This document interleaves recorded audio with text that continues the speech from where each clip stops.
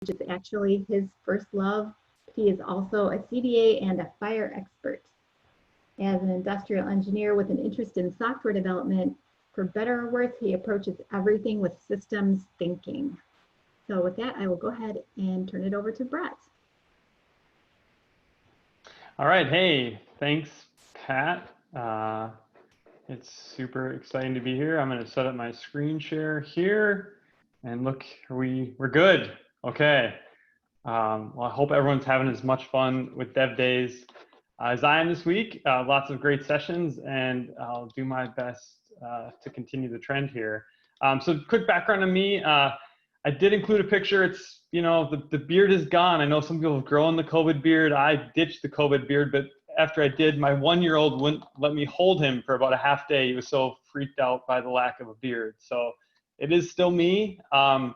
And I've been, you know, involved, you know, big part of my career in EHR development, you know, healthcare software, and the last many years in standards with Consolidated CDA, and the last 5, even more than that, on FHIR with the development of the Argonaut guides, FHIR US Core, and just supporting the community. It's a great community, and I'm gonna encourage all of you that we're a welcoming community, and we love all perspectives. It's an important part that make great standards.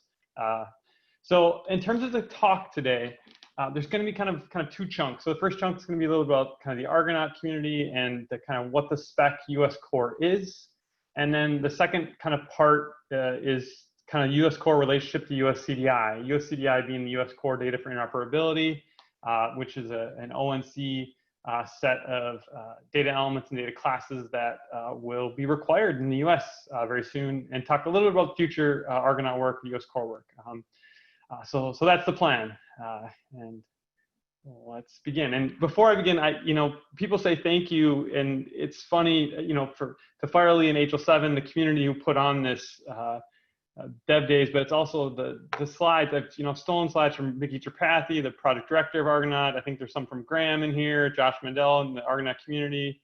But, you know, Eric Hawes is my partner in crime in terms of developing US Core. None of this, the kind of the current guide look and feel is definitely as a result of his hard work, and Nagesh Basham Dragon from the prior days of Data Access Framework and ONC. So lots of folks behind. I just get the pleasure of presenting today. So up first, what is the Argonaut Project? You know, you've heard this word maybe a few times this week, called the Accelerator Program HL7 has developed. The Argonaut is the program that was the precursor to accelerators. And you can think of it as, you know, standards development plods along, and it takes you know, it's hard to develop good international standards.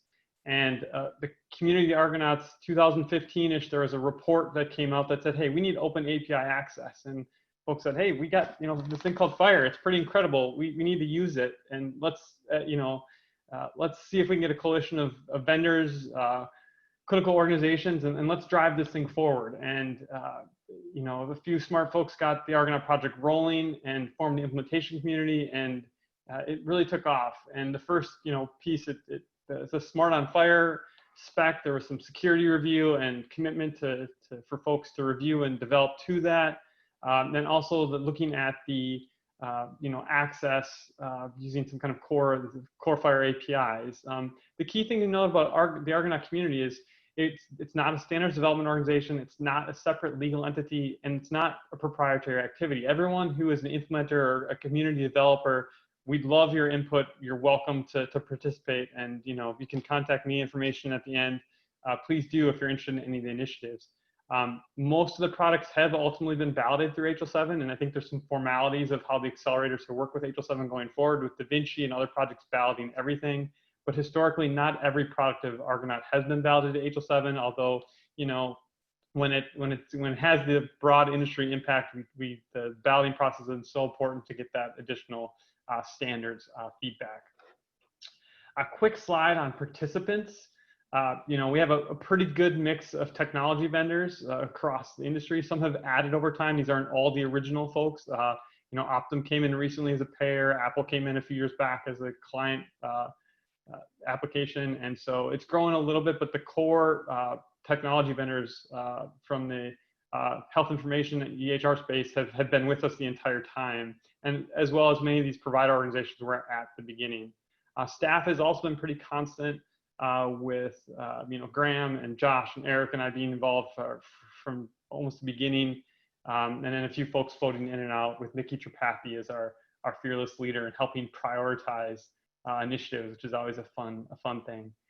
So what do we actually do within the Argonaut community? And I have to talk about this a little bit because our goal is to solve real, the actual practical problem that someone comes to us and says, I'm trying to do this, or all my customers are asking me how to do this, and let's agree to do it in one way so we can serve the broader healthcare community. And so one of the guides that's easy to hang our hat on is the data access data query guide. And so one of the things we talked about is FHIR is an incredibly powerful API in terms of all the search features and functions that it provides. And so if you're a new client developer, you open the FHIR spec, it's going to blow you. You can do reverse include, you can do all this cool stuff.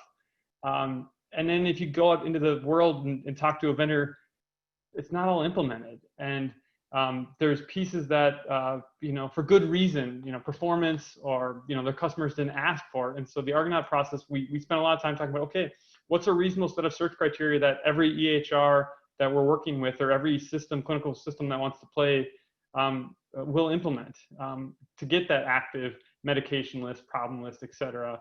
And what are we going to include in the response? Like, what are the parameters on that search, and what's that content going to look like? And so one of the initial Argonaut projects, which is the one that most people think of for the Argonaut community, is this, let's really tighten down exactly how to get access to key data elements, and what do those look like.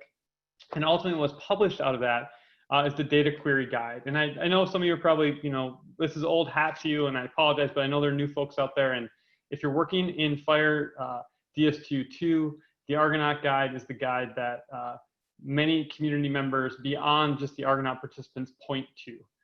So this guide, didn't formally ballot at HL7, just published on a website for use. It did get formal review in the future, you'll hear about in release 3 and 4, but it ultimately was a community-driven guide, and ultimately kind of the de facto standard for FHIR implementation in the on the DSTU platform. It does cover the common clinical data set for folks who are familiar with that 2015 term. There's not any regulatory requirement on this guide. For folks who like the regulatory nuance of 2015, it basically said, and gosh, even as I say this, I'm probably not getting it quite right, so I apologize to Steve or anyone at ONC, that you had to provide open API access, you had to document how you did it, but you didn't have to use FHIR. You could have had your own technology. That's changed with the CURES update, where they've actually pointed to the use of US Core 3.1.0, which is gives it even a higher importance. So, all right, on the US Core, what is it? US Core is it's a subset of profiles produced by HL7 that takes all the Argonaut lessons and basically balloted them. Okay, and balloted is this incredibly formal, important process where anybody who's a member or wants to participate can log issues, and we go through a review process. So there's a comment period, a review process, and so US Core has several versions, but there's a published version on STU3, so the FHIR STU3, and FHIR Release 4. When you go out into the community and you speak with implementation, not many folks implemented STU3. A few major vendors did, but not all of them. And so it's important to look around to say, all right, are we jumping from DSTU 2 to 4? Do we play with 3? So if you're a client app developer, you're gonna have to kind of weigh the cost of which one to go. Not everyone, R4 may take a long time to deploy. It's unclear right now, but some vendors have rolled out features already. So, but there are guides for 3 and 4 available, published. It is, the way I think of US FHIR Core is it's not only kind of intended to be a de facto for data access with EHRs, it's also meant to be a foundational standard within HL7 for US guides. So it's been incredible to see the Da Vinci project, when they've developed their guides, looking to US Core to say, hey, we don't need to write our own profile for patient. let's reuse US Core Patient, maybe add a few things. Or some of the other accelerators have done that also. And so it won't always work that way. Sometimes there's requirements in there that don't meet those use cases, and sometimes folks are going to have to develop their own. But the idea is that it's not just a base for EHR access, but the base for clinical exchange in the US. And we'll see how that morphs over time, and that may change, but that's something that we're exploring at HL7, and we're learning as people implement and say, hey, this doesn't work, and we're trying to collect requirements and say, all right, do we need to tweak US Core, or what do we need to do? But anyway, EHR access, but way beyond EHR. US Core, it's heavily it's influenced by the USCDI. So it does include coverage, or we'll talk about that in the second half here a bit about its coverage. But it has access for clinical notes. It has the new vital signs that were included in the proposed rule, and now the final rule, and includes guidance on provenance. And a little bit of talk about the balance of Argonaut and HL7 is, a few years back, the community and even ONC nudged along to say, hey, how do we do clinical notes? And the Argonaut community had a lot of projects to consider for the year. My years are so mixed up right now, 17, 18, somewhere in there. Everything's jumbled. I think it's today, Thursday. So somewhere in there, the Argonauts also saw a need for clinical notes. And so the Argonauts spent almost a year developing guidance for clinical notes. And I say developing, I mean collaborating with HL7, participating in connectathons, working with patient care and some of the key work groups at HL7 to say, what's the right way to do this? And ultimately, 2 profiles came out of that Argonaut effort, the document reference profile and the diagnostic report. And those were then folded into US Core through a formal ballot. A very similar thing happened with provenance. Provenance is such a simple word with so many complex, gnarly pieces to it. We agreed to do provenance. I say we agreed to, the Argonauts prioritized provenance because there was rumbling that this is an important thing for the industry to solve. And so they stepped up to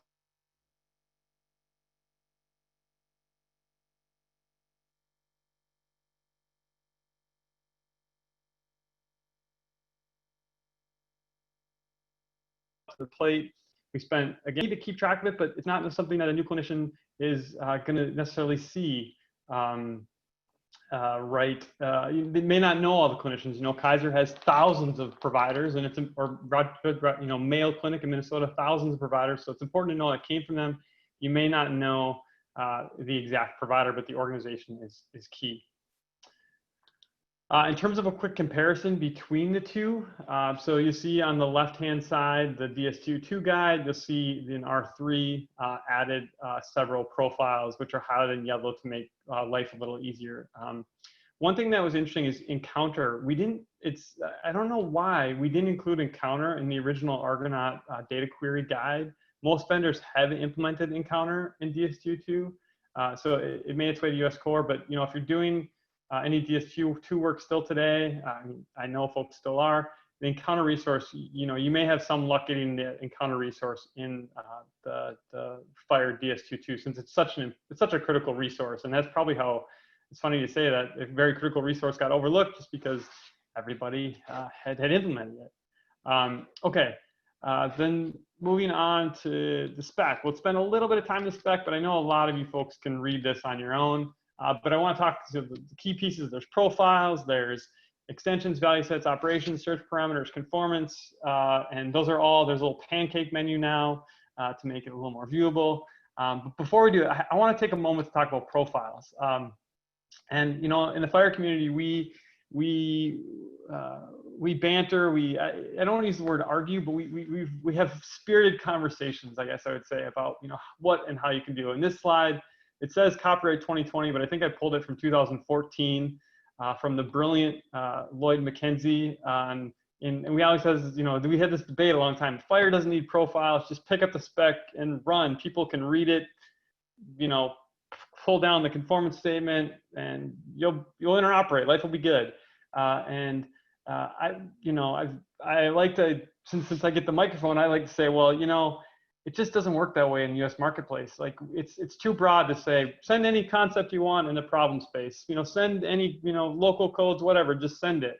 It just doesn't work. And so I encourage folks who are new to FHIR or new to the development, it's fine, look at the FHIR core spec. It's a work of art.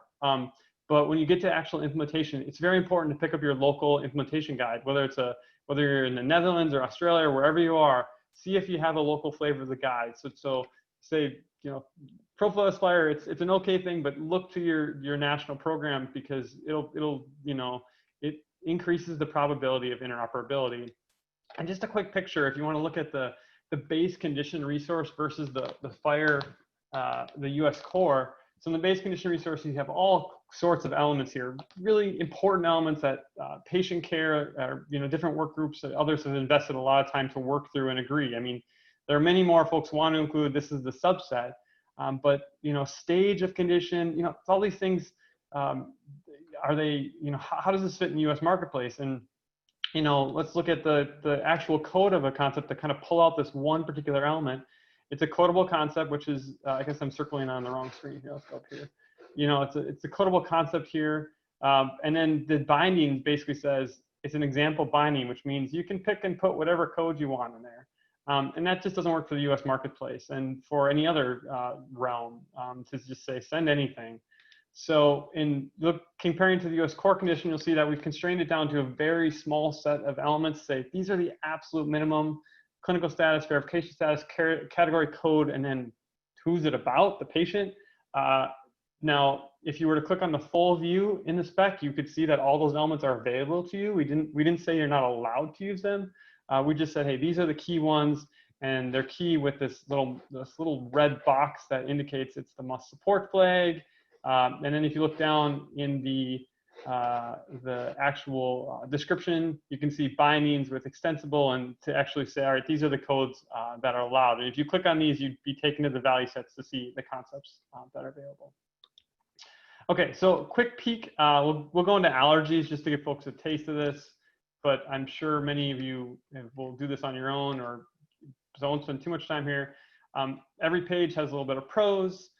Example usage scenarios. I think we had thought this would grow a lot, but it actually is just pretty simple: query and record. That's all we got so far, and it's pretty stable. The key elements, I'm zooming here a little more, is the must support of saying you got to have a status, you got to tell us the code, the actual thing that the patient is allergic to, and then the actual patient. Over time, this section has grown a little bit. And also must support verification status if you have it.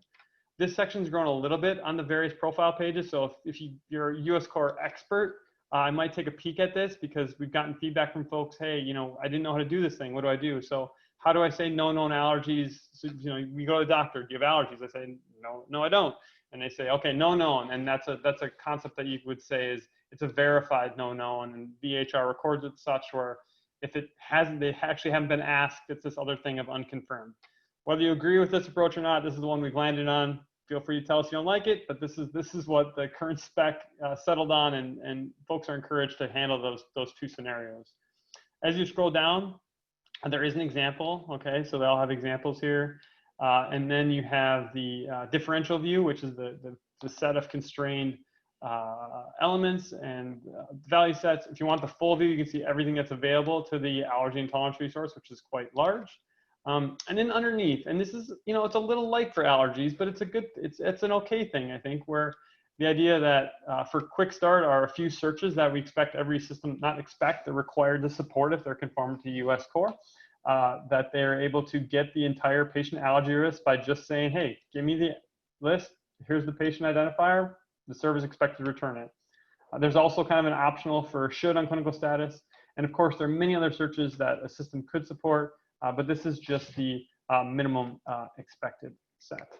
So that's a very quick view of the allergy and tolerance profile. In this spec, so I'm going to jump, but in the spec, there is a page called General Guidance. People ask a lot, hey, how do I map USCDI to US Core? This is an informative mapping to help you to say, hey, here's roughly what the data classes and data elements map to in the specification. So take a peek at that. There is the US Core patient profile, and I mentioned this just because in this one, there's a few additional pieces that you didn't see. There's some extensions for race and ethnicity. In the US, this is an incredibly important information to collect for health disparities and different clinical treatment plans. But race and ethnicity aren't allowed universally. And so They're extensions because not all countries are allowed to collect this, but in the US we are, and you're required to support it. We also collect birth sex, and you'll see, some other identifiers, some other, key information for the patient. And also there's a quick start section on the patient. So each profile has this little quick start section, and the patient one's a little bit more in depth with the searching for the, using search by identifier, patient's MRN or other identifier that a EHR or a clinical system may store. Okay, in each spec, I'm spend a minute on value sets, which is wholly, well, it's enough for now, but you can spend a lot more. You'll see in the spec, so value sets are kind of a collection of concepts that are attached to an element. And you'll see these value sets. In this particular value set, this is the problem value set. It includes a lot of codes. It includes codes from SNOMED, from a clinical finding and context, these two different hierarchies, has ICD-9 and 10. It has a special one additional code here for no current problems if someone wanted to assert that. And if you look below in the expansion, it says, this value set has been expanded to 1,000 codes to keep publication manageable, but there's many more than 1,000 concepts here. My hope is, as a developer, you're not going to import this into some kind of pick list or some kind of drop-down menu, because that would be a disaster for a clinical user. There are different, vendors out there that provide kind of clinical-friendly terminology to help folks manage the large problem list available concepts, or you should optimize it to the key set that your application takes care of. But just know that there is flexibility here, in that it's a there are different code systems that you may have to manage, and this just gives you the ones that are allowed at this particular spot. In contrast, we have the smoking status value set, 8 concepts. Really, so sorry to go back here. This is kind of the intentional definition, so it's composed of these value sets, which makes it huge. The one we're looking at now is a very specific set. They're explicitly defined, 8 concepts. Nothing, has to be selected. It has to be selected from this list. That's the value set today. If you look at it in a month, this is actually changing a little bit to allow more SNOMED concepts. But for today, this is what, you can make value sets of this very short list to help drive folks to pick a specific item. There are 20 different value sets in the spec, so even more. And again, this is one of those things where the profile helps, constrain things down to help give guidance on how folks are to implement. Okay. Capability statement, I'll touch on this briefly. This is the thing, when you're conforming to US Core, the capability statement is your way to assert your conformance. The capability statement, if you look at it after the call, you're gonna say, Brett, it's pretty light. It says patient and one other resource. Like, why is it so light? It's a little light in the spec because we want people to be able to adopt US Core, which the patient is very important. But not require every single clinical system, payer system, quality system to adopt the whole thing wholesale. But you'll note, if you're part of the regulatory environment in the US, you're required to, there's a little bit of a tug where they wrap around us, and those requirements become more solid. And so you're going to be tested to them, even though the capability statement doesn't require you to support every single one of them to say you do US Core. There's the capability statement for the client and the server, and in here you'll see the variety of combination searches. Both the individuals say, hey, you got to search by ID and identifier name, but also some of the combination searches of gender and birth date. And we didn't have these originally, and kudos to Eric Hawes, spent a lot of time making search parameters and make this work. And so we're always trying to improve the guidance here, and it was all manual before, but a lot of this is generated now. And if you find any problems, please let us know. We're always trying to improve this to make it more clear for everybody. Okay, there are the extensions, which is a separate page, but you'll find them there. I'm going to pause here for just a second. Marco, I don't know. I actually have not been paying attention to questions, but any questions that come in that we should try to tackle? Hi, Brett. Yeah, we have some questions. The first one that was in the beginning, are there regular calls like the other accelerators? Can you provide info on schedules or where to find it? That's great, Marco. And I'll take this, and then I'm going to probably start cruising again because I realize I'm a little short. They are. We post all the calls right now in Zulip. because that's just the mechanism in which all of our communication happens. That may change for us to start posting them in the HL7 listservs, because if you're in the HL7 community only, you're used to looking at listservs. If you're in the FHIR community, and I say FHIR HL7, it's kind of the same community, but the FHIR chat covers a broader implementation swath. So right now we're just posting there the different groups, bulk data, granular controls, and patient lists. So that's the place to check. If you can't find it, you can message me. Yeah, thanks, Marco. And I'm going to keep on trucking here. Okay, so we're going to move on to USCDI, US Core, and there's a little bit of fun dance here. So does USCDI equal US Core? I'd like to say yes, but last week we, as things evolved, we learned, hey, we forgot one of the data elements. Sorry, there's no guidance on head occipital frontal circumference. And so we thought, oh man, so there's an Errata release. Okay, what does that mean?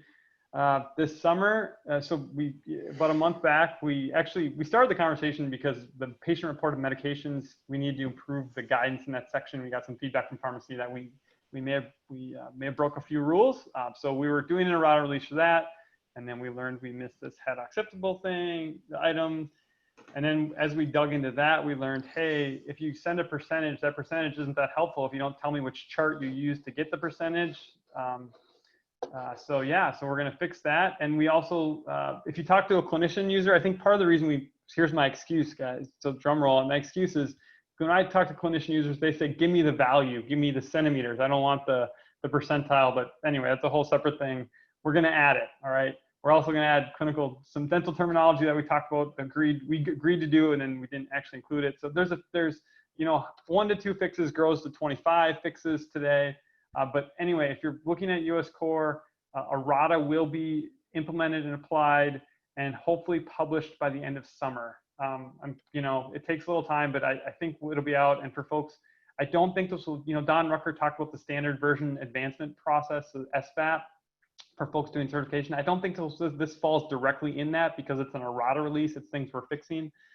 But I'm sure at some point in the future we'll test that, and that being the process of a standard can increase a version and folks could potentially certify to that new version instead of the one in the regular regulation. So, all right, so back to this US Core. So we've just said, okay, US Core doesn't equal USCDI. So I'm sorry, I'd like to say it does.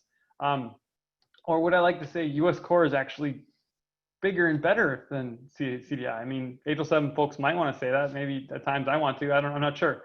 Or maybe, ONC does get to make the rules. So is ONC's USCDI a little greater than US Core?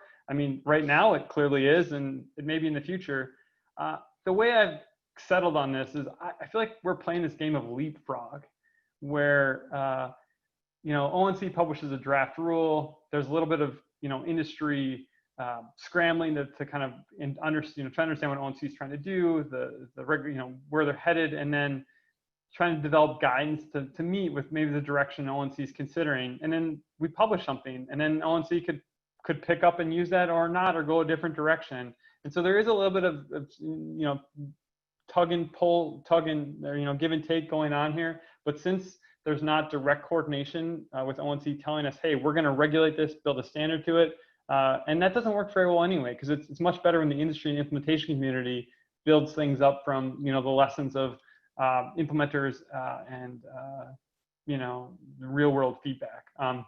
So just back to the journey to US Core, how do you get new elements added to US Core, or what do we do? So this isn't perfect, but this is what we've got right now at the US Realm Steering Committee in HL7 is, hey, tell us you got a new element you'd like to get into US Core, publish it and pilot it, prove that it matters to the industry.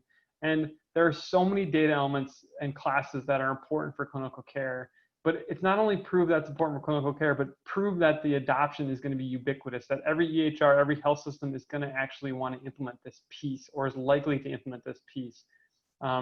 Because US Core is intended to be a key set we know folks are going to implement. We don't want to pollute's the wrong word, but unfortunately it's the first one that came to mind right now. We don't want to add so many things to it that becomes unimplementable. And as someone who worked on consolidated CDA for a very long time, it's still so big that there's pieces that folks have just there's not broad adoption for, and it actually creates noise. And we want to make the signal to noise, want to make it so when people pick it up, they know that folks are going to use it. So anyway, pilot it, propose to the committee, and then do a formal ballot at HL7, and we'll publish it. Now, if you're ONC, you can just write a law, and then we have to add it. So that's, so the journey is this nice stepwise, unless you get to regulate it. So, okay, so there is that kind of short circuit. But the piece where the Argonaut and other accelerator communities come in are really those first 3 steps, and they should carry to the end. But in terms of kind of working with all of us, that's the initial spot. And if you say, hey, how do I get things in US Core? Prove its value. And in terms of how do you get things in USCDI, talk to ONC. I'm not exactly sure how they decide. They do have task force and committees, and there's really smart people working on it. But the exact process, anyway, that's outside of me. So future of Argonaut and US Core, we've kicked off things for 2020. It's so fun around the end of the year. My family celebrates Christmas, and the prioritization for Argonauts, I love it. It's like the vendors and the participants, there's like always 20 ideas. There's all these things people want to do, and trying to trim that list down. It's just I think it's so exciting. And this year it got trimmed down to, hey, let's improve bulk data based on some real world access, and Dan Gottlieb's leading that, and it's done some great work. Presentation, I think, later today. Granular access controls. I'm working with Josh on, how do I, provide more fine grain to the smart app launch framework. And it's been really interesting, the discussions on if I want to give access to one lab result, how do I do that? Or smoking status or vitals. It's incredibly tricky, but it's been very good discussion so far. And in patient lists, the combination of Eric Haas and Josh leading that one about who am I going to see today? How do I pull it into a mobile app? And then some really positive collaboration with FHIR on the use of group, and making some good progress. So those launched March, April this year, and we're off and running. Yeah. So we have about 10-ish minutes. I want to end on a little bit of interop thought experiment. I think it's really easy for us to talk about data and discrete data and how important it is to get access to your data. And I want to make sure when you think about access to data, it's not just the discrete values, but it's the narrative that goes with it also. And so I'm just going to give an example, and I'm using my family again, but this is my son. There's some other child out there, which is okay, but not mine. So this is he's been through a lot of daycares, in a good way. It's okay. And this particular daycare was fantastic in terms of data. They would tell us exactly what time we dropped him off, if we were late, how did his toileting go, snacks, naps. We knew when we picked him up pretty well how the details of his day. But at the end of the day, we didn't actually know how his day went. And so, and what's funny is not long after we had a parallel experience where we got no data, we got this incredibly nice narrative. And the narrative was, hey, I'll read it. So today after returning from our walk, Edison, we asked Edison if he wanted help with the shoe bin away. I told him if he could help, he got undressed, but he dawdled. I reminded him a couple times if he wanted to put the boot bin away, he would need to get undressed. He chose to watch other children and roll on the floor. I eventually let him know, I was going to invite other children. He rolled on the floor and cried. So you get this really nice story of, how did his day go? Or, what actually happened within his day. The hard part about this is we didn't know if he napped. We didn't know if he ate. And so we get this nice story, and it would help us interact with him, but it wasn't quite what we wanted. And then again, we had one more school where we actually got absolutely nothing. So we'd pick him up, we wouldn't see the teacher half the time. And so, yeah, and I feel like sometimes that's what our healthcare experience is today, is like, it's hard to get hands on anything.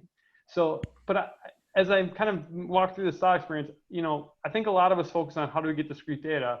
And I think there's cool, the data visualizations we saw yesterday in the opening keynote of like kind of melding things into, see the full story over time. There's a lot of power still to be had in that. And I think the message here is don't lose the story. That clinical note is so important to help kind of continuity of care. And so with that, you'll see in the Argonaut specification and US Core, and I'm so happy ONC included clinical notes as part of their USCDI. You'll see a few sets. Can somebody turn on this mic, please?